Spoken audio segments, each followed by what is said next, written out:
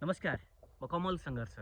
यति बेला म अछामको साँफेबगर नगरपालिकाको वडा नम्बर 11 देवीस्थान, साबिकको देवीस्थान गाविस, देवीस्थानको पनि यो डाँडा गाउँ सन्नको पटकानीमा छु। यहाँ पटकानी छ, यो तपाईँले देख्नुहुन्छ। यता एउटा पटकानी अहिले पनि देखिन्छ भने यहाँ बस्तीहरू पुरै रित्तो छ, गाउँ पुरै रित्तिएको छ। एक घरमा पनि मान्छे बसेका छैनन्। घरहरू कति त भग्नावशेष भइसकेका छन्, कति चाहिँ अहिले पनि सही अवस्थामा छन्, तर मान्छे छैन।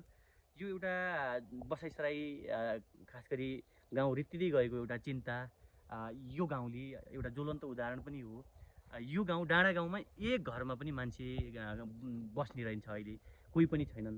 खास गरी यहाँ त बसाइसराई गर्दै धेरै ठाउँमा जानुभएको छ। अनि यसको इतिहास चाहिँ खप्तडी खड्काहरूको चाहिँ उद्गम थलो पनि भनिँदो रहेछ। खास गरी जति पनि खप्तडी खड्काहरू छन् त्यसको उहाँहरूको चाहिँ पहिलो एउटा उद्गम यहाँ अछाम आइसकेको यो उद्गम रहेछ। सन्नाको पटकानी भन्ने छ उनीहरूको खापर मस्तो भन्नुभएछ, खापर देउता यहीँ नजिक खापर देउताको उहाँहरूको एउटा कुल पूजा गर्ने ठाउँ पनि छ। त्यो पनि अहिले यहाँ पुरै जीर्ण छ।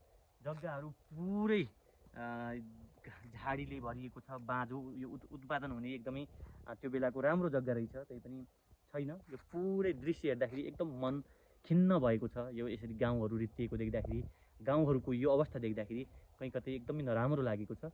अब यी गाउँहरू रित्तिने क्रमलाई रोक्नका लागि सम्बन्धित निकायले, सम्बन्धित सरोकारवालाहरूले अब कसरी गाउँमा चाहिँ मान्छेलाई गाउँमै राख्न सकिन्छ, या गाउँमै मान्छेहरूलाई कसरी बस्ने वातावरण सिर्जना गर्न सकिन्छ भन्ने कुरा चाहिँ सोचिएन भने कालान्तरमा अबका केही वर्षहरूमा अझै बचेका केही गाउँहरू पनि खाली नै हुनेछन्, त्यो चिन्ता देखिन्छ।